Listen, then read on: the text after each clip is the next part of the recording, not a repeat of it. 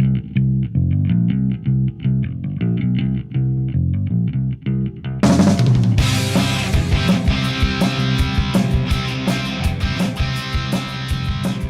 evening and welcome to Across the Pitch. We're the soccer show for people who think Watford is an English Premier League team that used to be owned by Elton John. I don't know. Okay. Bit of explanation with this one. Watford. Right. Wofford, yes. Wofford, Wofford, is a college. They're a Division I school from the Southern Conference, the Wofford Terriers. Go Terriers. And the reason that we're bringing up a college basketball team is because very often in the show we have compared competitions such as the FA Cup and the EFL Cup to the March Madness basketball tournament. Wofford actually managed to qualify for this year's tournament from the Southern Conference, and this would be one of what you would call your minnow type teams, in the sense that the Southern Conference is such a small conference that in football they don't even compete in the first division, and I speak of American football when I say football. They actually qualified for a number 7 seed, and the schools run all the way from 1 through 16. It's a 64-team tournament, so they are actually the highest qualifying team ever from this conference, and we're going to call this our pick to be the minnow or the Newport County of this year's March Madness. I like how you tied that all back around, Phil. That was a lovely little loop you did there. Thank you. But also on tonight's show, we talk about the squeakiest of squeaky bum times. We take a dive into a modern-day Al Capone story, and Jose Mourinho proves once again that he's the special one in trolling. But first, a fully fit Mr. Wizard joins our starting lineup. Welcome back, Matt. Thanks, man. Good to be back. If you guys haven't done so, please head on over to Twitter and give us a follow at Across Pitch. You can also find us on Instagram at Across the Pitch and on Facebook. Just search Across the Pitch. That's where you can interact with us during matches, or you can see stories that we post, and you can get our latest updates. Yeah, we have a great episode coming up for you as always, and we thank you for joining us here on Across the Pitch. As always, my name is Phil Kennedy. They don't change that from week to week. And I'm here with my co-hosts, Arran and Matt Robards. It's been a bit of a quiet week on the association football front since we last joined you, but we still have plenty of great stuff to talk about, things that are coming up in the near future. And for instance, in the FA Cup, we're into what would be called our Final Four stage if we were talking about the college basketball tournament over here in the States. Let's talk a little bit about our Final Four. Right now we have, it's Manchester City, who is going to be meeting up with Brighton, and Watford, Watford, is the team that used to be owned by Elton John. We're still waiting to hear the stats on him in the stadium. I did actually reach out to him, Phil, on Twitter. I haven't heard back yet, though. I suspect he's probably got things to do. He's crocodile rocking out, and he'll get back to you soon. And Watford is actually matching up with the Wolves, who, even though they're a Premier League team, they've kind of become the giant killers in this tournament. Yes. Now, I'm going to go ahead and make a big call right now, and I'm going to say I think the Wolves are going to win the whole thing, and the Wolves are going to take home some silverware this year. I hope you're right, Phil. I really do. I have admired this team throughout the season. They had a bit of a rough start. Well, actually, they had a good start, then they had a rough patch, and now they're coming on strong again. They're certainly a unit that works well together, as we spoke about last week. If only just to take a peg out of Man City, that would be wonderful, because I can't see Brighton beating Man City. I'd have good money on Wolves beating Watford, and who knows what's going to happen in that final on the 18th of May. The FA Cup finals, they have a habit of being a little bit topsy-turvy. There was an article I read midweek about a 1969 FA Cup final, I think it was, between Swindon Town and Arsenal. Pains me to say it, but Arsenal lost that one. I think that the other thing to keep in mind that's important is that Man City is still active in 3 tournaments. that being the Champions League, the Premier League, and the FA Cup. Out of their three tournaments, this is probably their lowest priority, where the Wolves are pretty much about seventh in the Premier League. They're not going to move up. They're not going to move down. So this FA Cup, this is their one chance at getting some silverware this year, and that's why I think they could take it to Man City, who may not even bring their A-list lineup to the final game if, say, they have a Champions League coming up or something along those lines. Good point, Matt. You're Mr. Wizard when it comes to this sort of thing. What do you think about them? Yeah, I think first of all, to say that City's not going to take it seriously might be a little bit of an understatement. I mean, you look at their starting lineup against Swansea. The thing about City is any starting lineup is strong, but they made some changes, when to win this game. They brought off Mahrez and they brought off Sane, and then they bring in on guys like Raheem Sterling and Sergio Aguero. Those aren't moves that you're just saying, okay, so, Swansea was better on the day. We're not really even focused on the FA Cup. I think they're out to win it all this season.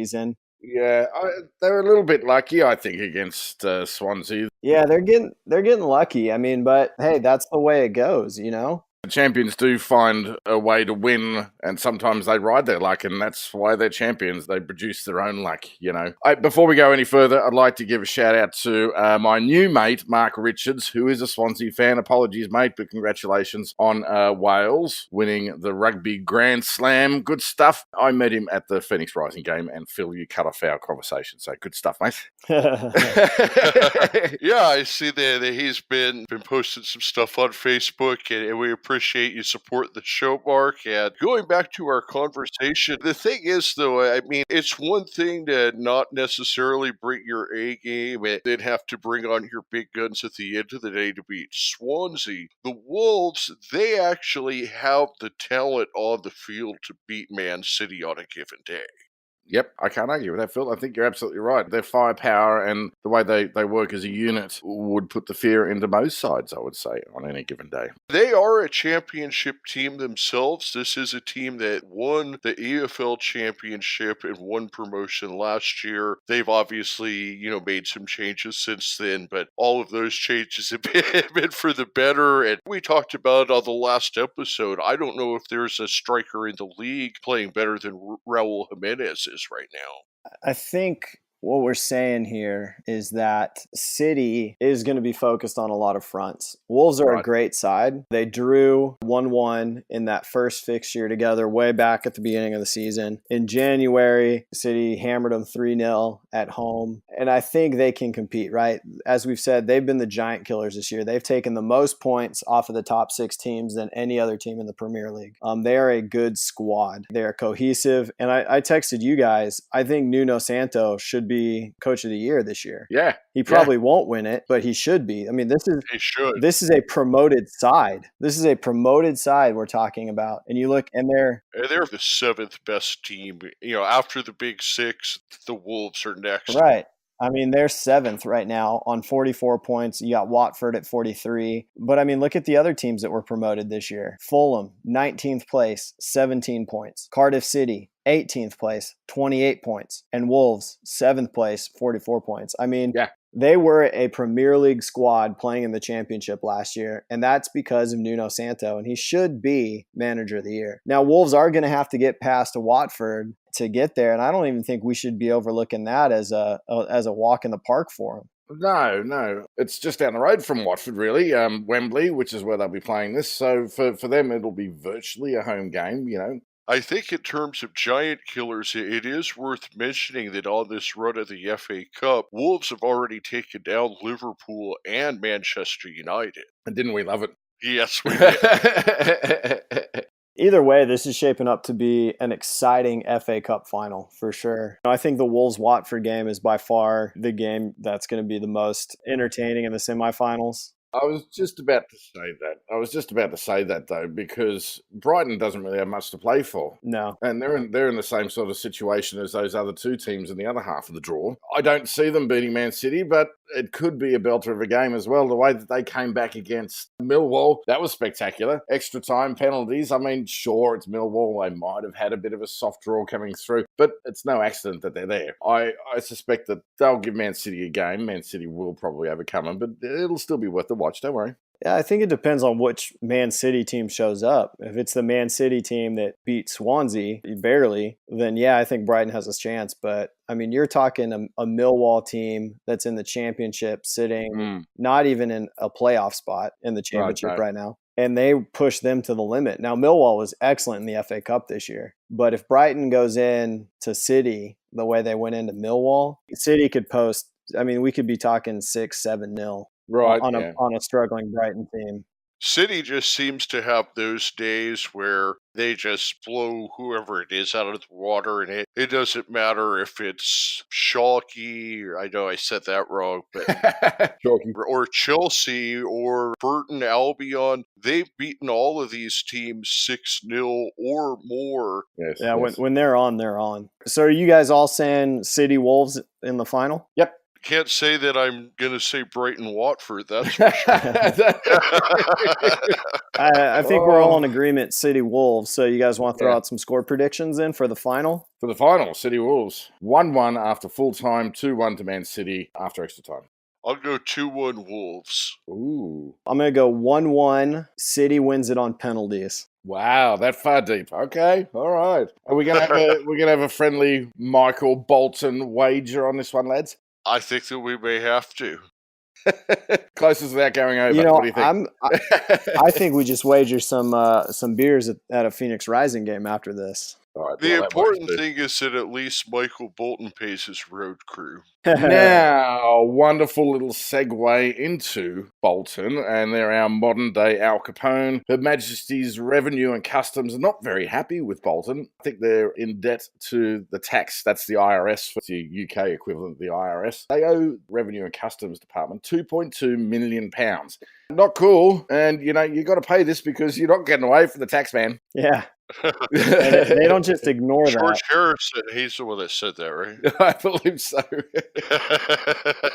Was he from Bolton? He's from Liverpool. Yeah, they're just not going to ignore that at all. No, and just to fill you in on a bit of a backstory there, because they aren't desperately in debt. Their owner, Ken, whatever his name is mismanaging this team left, right, and centre, and I think he's only in it for his own. Let's put him on blast because I think he needs to be put on blast. His name's Ken Anderson. Inner Circle is the ownership group of Bolton, and I think they need to be put on blast because they have done a piss poor job running this club. They really have. I'm no Bolton Wanderers supporter, but we're endangering of losing a club with a lot of history. Yeah. Former Premier League side was taken over in 2016 by this consortium. They've just gone downhill ever since. They've just looked awful on and off the pitch. And yeah, it's financial mismanagement. And honestly, they're hanging their hats on finding a buyer. But the way it's been handled at the moment, I don't think anyone wants to touch this thing with a 10-foot barge pole.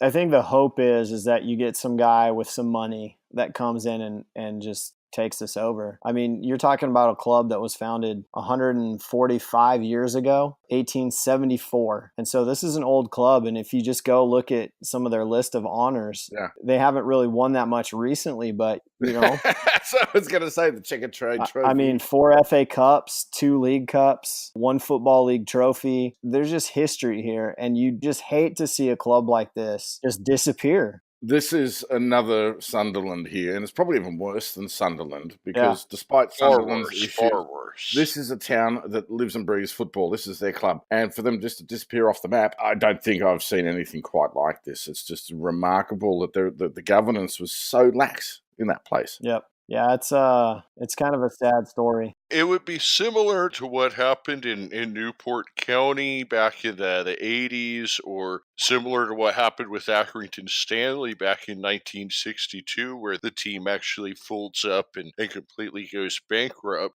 The only thing I can really even bring it close to in modern times is Leeds United. Leeds were relegated and sent a couple of divisions below in 2006 for their financial mismanagement, but it didn't kill the club. Right. The club's still here and will probably come back up into Premier League next year. Maybe. There's a little blip there all of a sudden. Struggled a little later. Just to have a club disappear off the face of the earth. Yeah, I mean, and again, I'm not a Bolton supporter, but I kind of have a soft spot for Bolton in just my football fandom. Just because, you got guys that have played on the U.S. national team that have played there, and Tim Ream, and Stu Holden. Obviously, Gary Cahill was, Yep. Chelsea bought him from Bolton. And so, I mean, I just got a little soft spot. And again, you feel for the people of these cities where these clubs are. And, if you watch the Sunderland documentary on Netflix, one of the big thing was when that club got relegated, the impact that it actually had on the economy of the city. And so imagine if Bolton just disappeared, what it would do to just the town. All of those jobs, and you just never want to see a team with that kind of history just close up. And like you said, it's bigger than just football. This is something that's part of the economy of the town. And the sad part is it's really just greediness on the part of the owner. And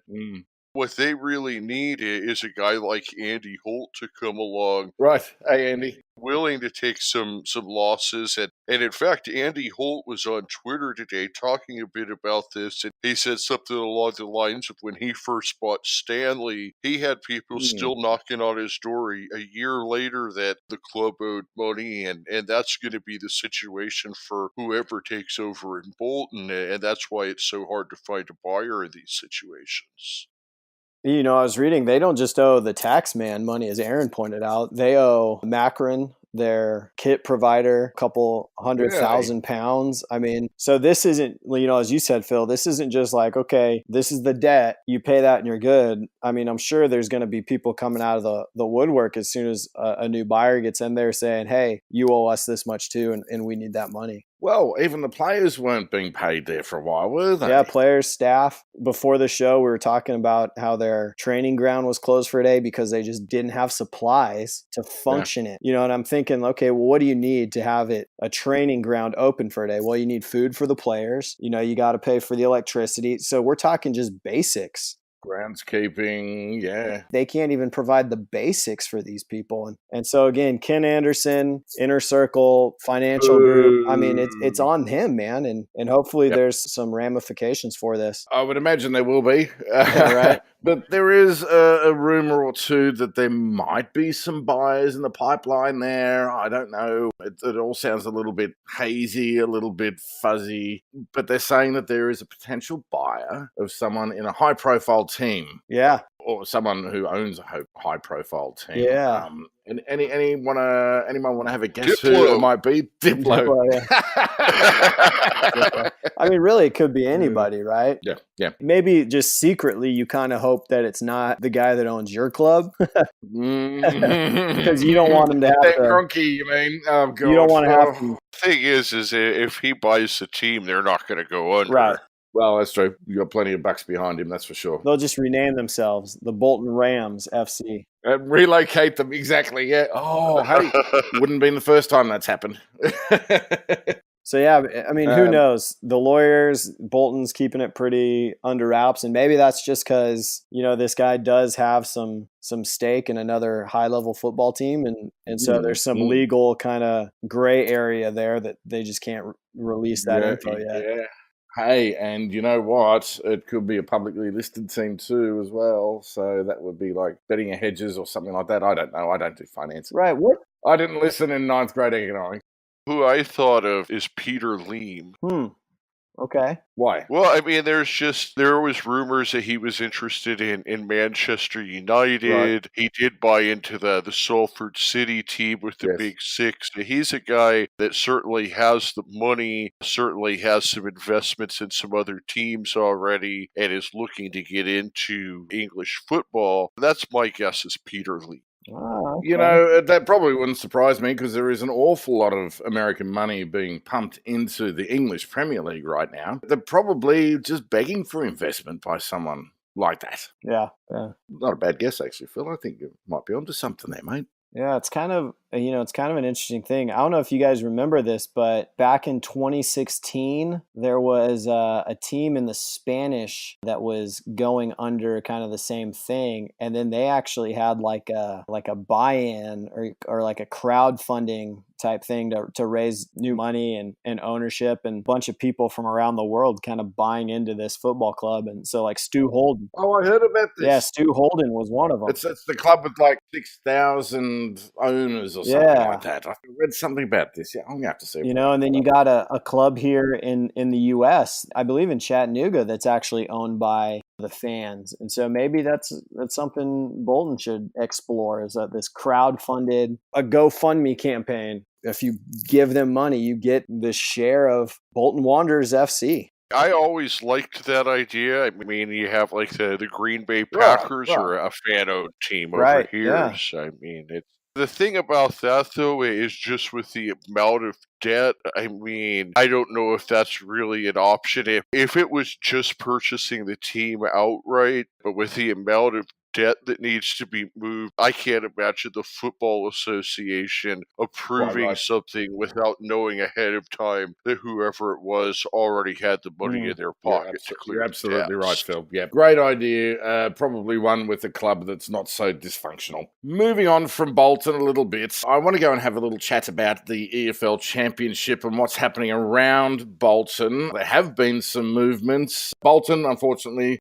just to compare everything else, they look like they're going to be relegated, soundly kept off the bottom by a horrible Ipswich Town, who are going down to League One before they know it. At the top of the table, there's been a few little movements as well, which have been interesting. So Derby County has dropped off of late. In the last 5 games, they've only won 1. There have been some movers. Norwich City have claimed top since we last spoke about the championship. They're on 78 points, followed by the Blades, our former team of the month, Sheffield United on 74 points. Those teams are on an unbeaten run of at least 5, looking very, very strong heading into the stretch there. One other one, which I think is peaking just at the right time, is former Premier League club Aston Villa. They've won their last 4 out of 5 games, looking very strong. They're on 57 points, and in that playoff place there, not the automatic playoff places, but in the playoff places, they could make a nice little run through the stretch and could possibly be looking at challenging Leeds for that last place in the Premier League. Yeah, it's a tight race, man. I mean, even below 6th place, you got Preston's tied on 57, Derby County's in there at 56, Bristol City 55, Sheffield Wednesday 55, Nottingham Forest 54. I mean, by the time, we have 10 more games left? 8 more for most of the teams.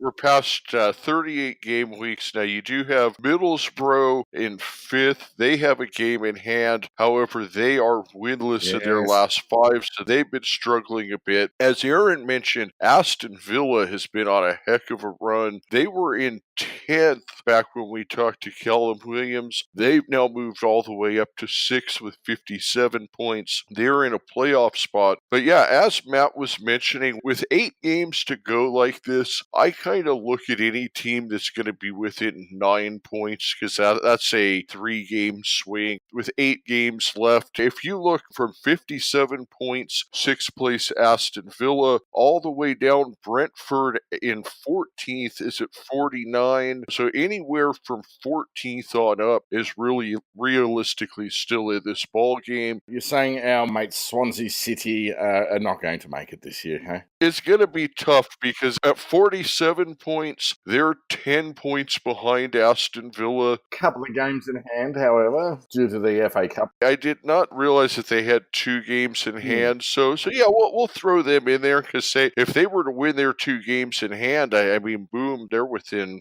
4 points. Yep. So yeah, we'll say anybody from 15 points on up. That was a good catch. Thanks, there on that. Mate. The games in hand. I'm sure that'll make my mate Mark happy as well. You have some big teams in there. You have Notts Forest, who's in 11th. They've been up in the top of the table. They've been struggling. They're still in it, though. Sheffield Wednesday has really made a move lately. They're actually undefeated over their last 5, and they're in 10th on 55 points. So they've moved all the way up to 2 points below a playoff spot. Yeah. At Derby, despite their struggles, they are still only 1 point below a playoff spot. So there's a lot of movers and shakers in the championship. And this is so tight, this championship table right now. It's just incredibly tight. I mean, you've got the top 3, but, 3rd place is not an automatic promotional place. So if you finish on 90 points, but you've got 2 teams ahead of you that finish on 91 points, too bad. You're going to play that 4th place team, or you're probably actually playing the 6th place team on 57 47 points. And anything can happen in those playoff games, let me tell you. Anything can happen. Right. But that's incredibly tight. I mean, all the way, as you said, Phil, rightly so, all the way from, Middlesbrough in 58th, all the way down to Swansea in 47th. You've got Middlesbrough on 58 points. They're in 5th place. You go all the way down to Swansea City, who are in, they've got 47 points in 15th place. That's 12 points there. With a couple of games in hand, everything tightens up there. And I don't know who's going to make that last promotional place there. Like, that's remarkably open field. Yeah, we got some good matches, too, coming up this week in the championship. Oh, yes. What's your game of the week, Matt? Out of the championship, I would say Middlesbrough and Norwich City. So Norwich City traveling to Middlesbrough. They play Saturday, 10:30 a.m. That's Arizona time. That's got to be the game of the week. I mean, Norwich in first, Middlesbrough in fifth. You know, if Middlesbrough drops points there, that gives Aston Villa a chance to jump up there more, some of those other teams. So it's going to be an exciting weekend in the championship. It will be. I think West Brom Birmingham could be good to watch as well. Notts Forest Swansea. They're all in there. They're all vying for that last promotion place, and I think this is going to be an excellent end of the season there in the championship. You might be wondering why we're talking about the championship and soon, shortly, about League One, and the reason is because we have an international break which typically knocks out the top division across, most leagues in Europe. So there are no EPL matches this weekend, and I don't know about you guys, but I am probably pining for some football, and I'll be watching these games here. Right. I'm looking forward to it myself because I'll be the guy that, the Champions League will be on and I'll be watching a League One game. So Stanley. But yeah, I mean, the Norwich Middlesbrough, that's really an interesting matchup because those are two teams that are really headed in opposite directions lately. Norwich City, they're playing as well as any team in England. Yeah. As dominant as we've talked about that Luton Town has been in League One, Norwich has been almost, if not more dominant in terms of goals scored even than Luton has. And they're a team that really, from what I've seen of them this season, we talked about how the Wolves were a Premier League team playing in the Championship last year. I feel like Norwich City is a Premier League team playing in the Championship this year, and they're going to be a team to watch out for in the Premier League next year. I'm going to have to disagree with you there. Norwich City are a perennial Championship side. They look strong. They look like they're going to make inroads into the Premier League, and year in, year out, they just bounce back down. The Canaries are awful. I'm sorry. I'm not a fan of Norwich. Boo. They got 77 goals scored this year. But it's the Championship. I don't know what it is. I feel like they're kind of like a Huddersfield team or even Portsmouth back in the day where they would just bounce between the two leagues and they would never really invest. They'd try and, hope, I guess, that there's bouncing up into the Premier League and coming back down, getting those balloon payments, that they'd be able to pay their players and get some sort of cachet, but it never works out that way. When you get into the Premier League, we spoke about this last week, you need to invest big money because you're playing with the big boys and they don't do it. Yeah, I would agree with you, Aaron. Not every team is going to be like the Wolves, who started building their premiership side last season in the championship, bringing in Nuno, creating a relationship with Jorge Mendes, the Portuguese football agent, who brought in a bunch of young talent into that team. And they just ran through they finished on 99 points last year in the championship. Yeah. Right now, Norwich is at 78. Still time for them to do it, I guess. Yeah. Still time to get up there. But Norwich hasn't built. They haven't gone out. In fact, they sold probably their best player last year in James Maddison. They sold him to Leicester City. Yep. So they weren't really building for the future. I see them more as like a Fulham. Fulham ran through the championship last year, and then when they got promoted, they just didn't bring in the right players. And now look what they're doing. They're going to get relegated. I think if Norwich goes up, they're going to be a one and done team. Agreed. Sorry, Phil. Prove us wrong, Norwich. Prove us wrong. Hey, guys, speaking of bouncing down, you think the race in the championship is tight. Just go and have a look down in Football League One.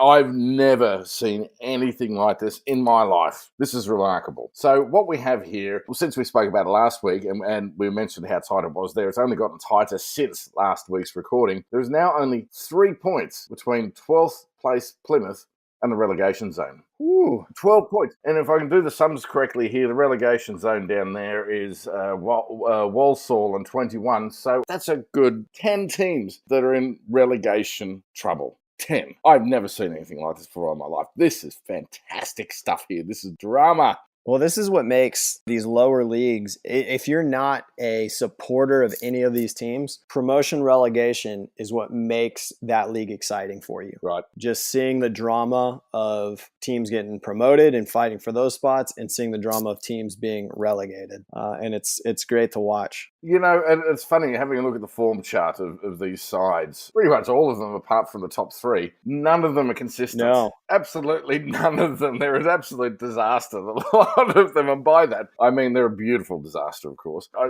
don't see anyone that's actually, well, Bristol has had a run of 4 unbeaten, but apart from them, there's very few who can actually scratch 2 wins together. It's right. Apart from my friends AFC Wimbledon, of course, who are just 1 win away from the drop zone, from saving themselves. They moved out of the basement, though. Last time we talked, they were in 24th, so they have won now 3 games in a row. I also think that moving back to the top of the table, it is worth mentioning that Barnsley, who right now sits in second in 75 points, they're in a bit of a precarious position because they've been playing really well, but on the other hand, they have Sunderland right behind them on 73 plus a game in hand. More importantly is that their top scorer, Kiefer Moore, has actually been ruled out for the season. That's a huge loss for Barnsley, and it really showed. I actually watched them, and I think that you guys may have also watched the Barnsley-Doncaster matchup. That game ended in a 0-0 draw, and Barnsley's offense just really seemed to be out of sync, as any team would losing their top striker.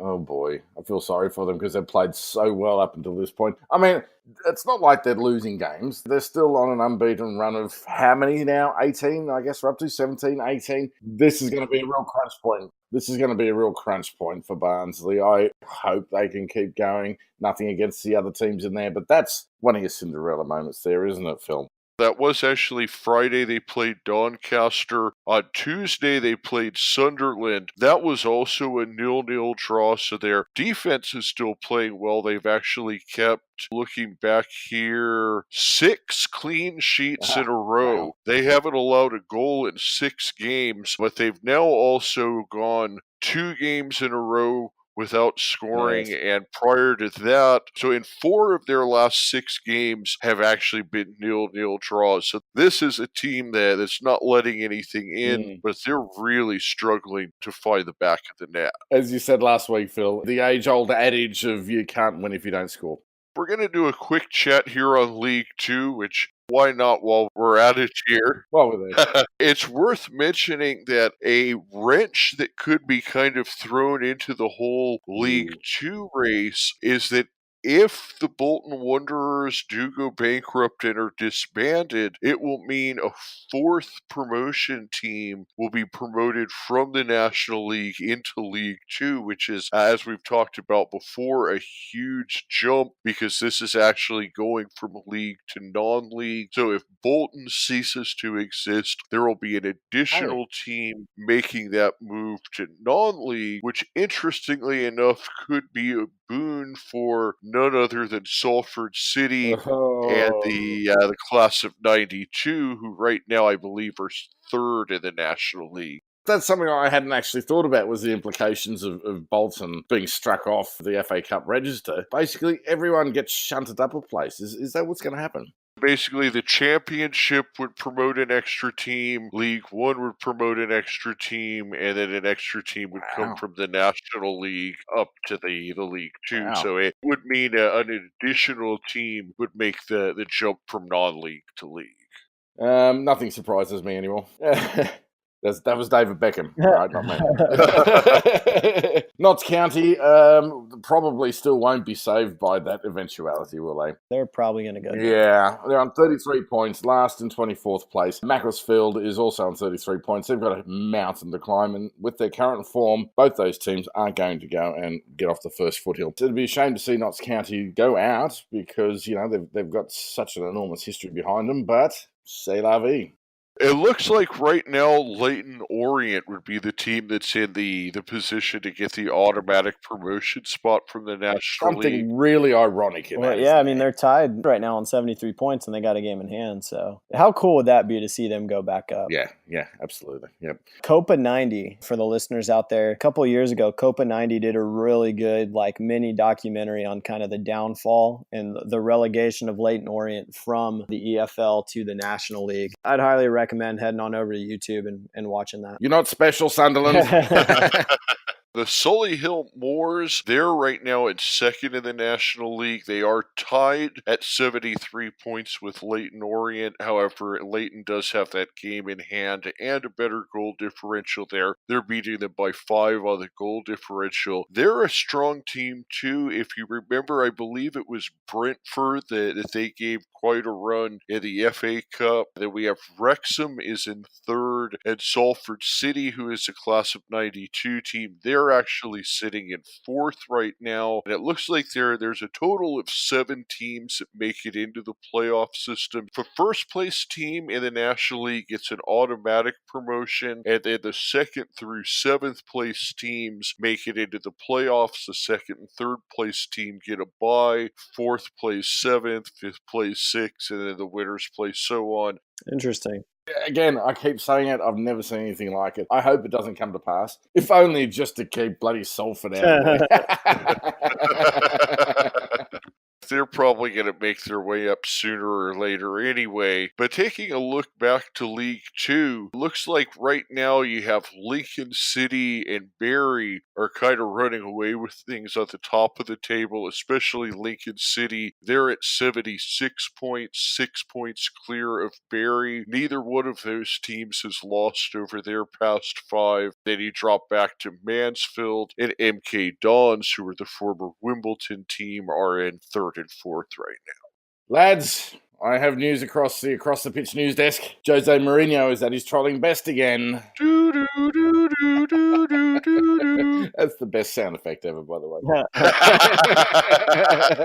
We're on Jose watch. He's proven that he's not at all a petty or small man when he turns around and says to Paul Scholes, "Boo-hoo, you lasted 31 days at Oldham. Well done, mate, and you criticise me."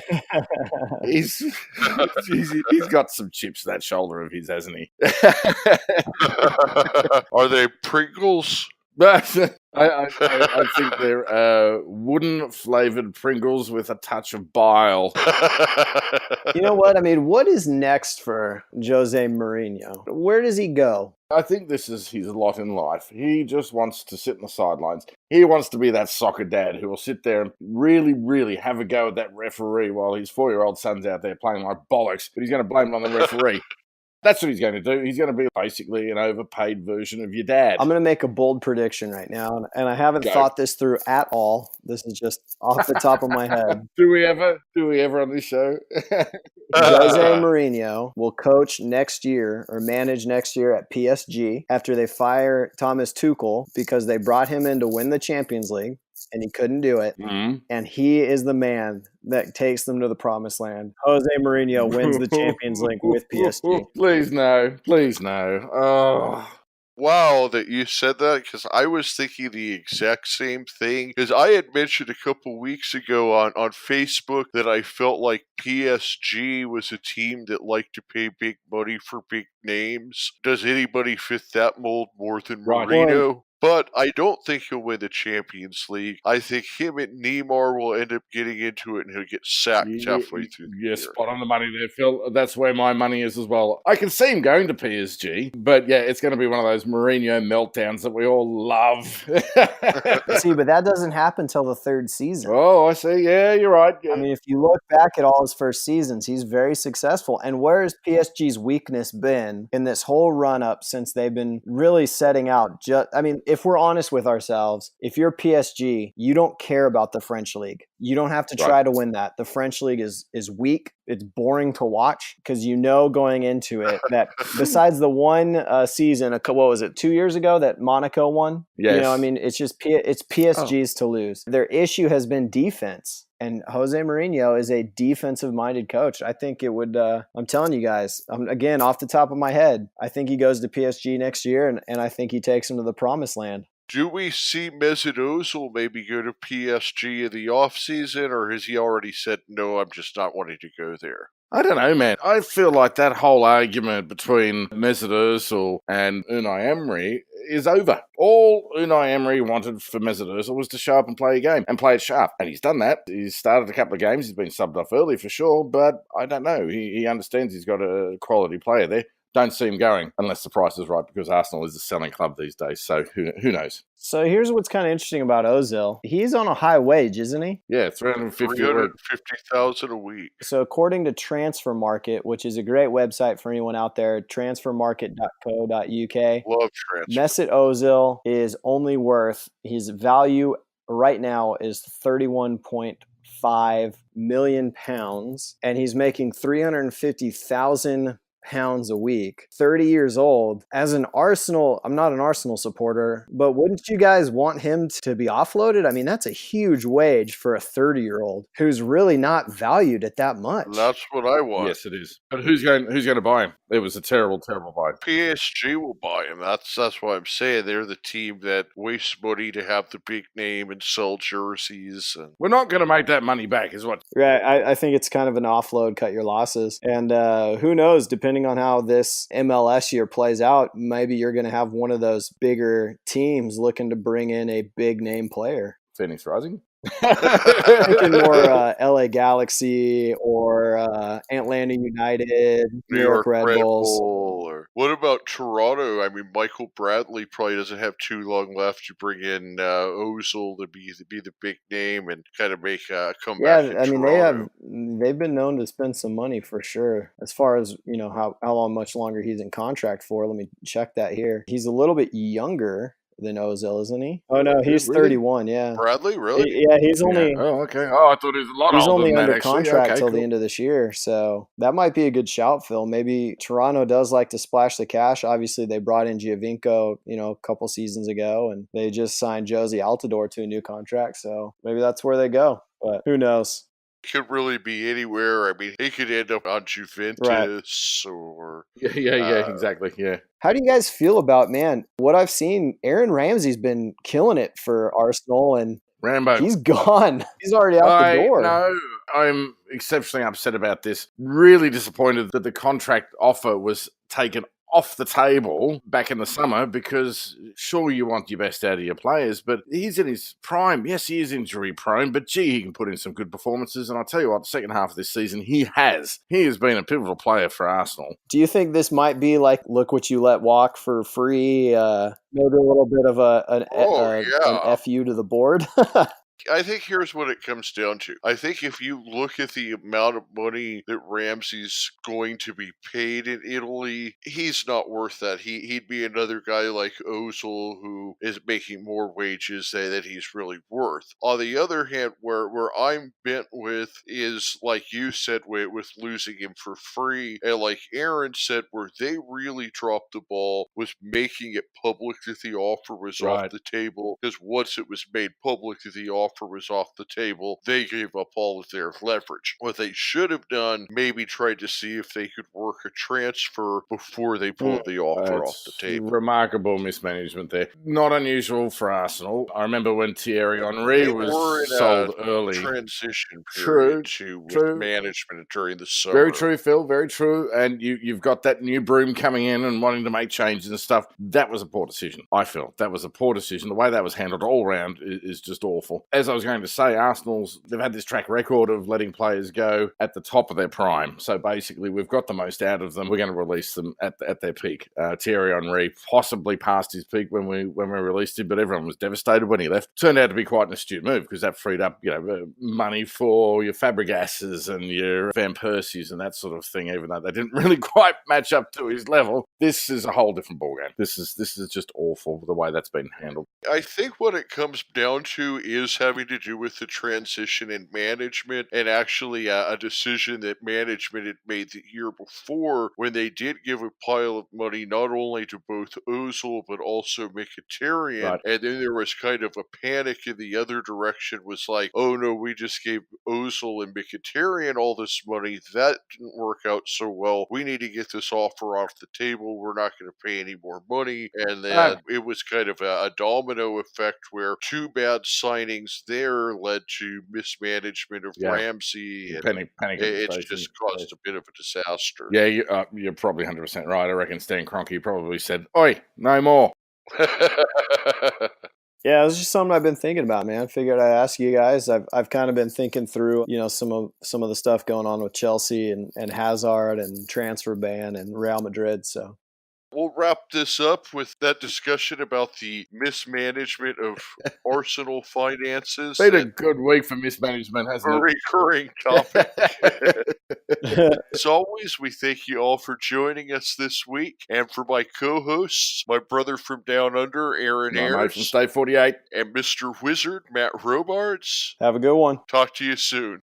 We do have a special way that we're wrapping up today's show. Y'all may remember Travis Kenny from our New Year's Rockin' episode, lead singer from The Glides, also singer, songwriter, solo artist. Travis does have a brand new single called L.A.W, which is coming out next Friday, March the 29th on Spotify, iTunes, and anywhere else you consume music, as well as local radio. So take a look out for Law next Friday. But as a special treat, we will play it for you right now at the end of today's episode. Here's Travis Kenny and Law from All Time World Records.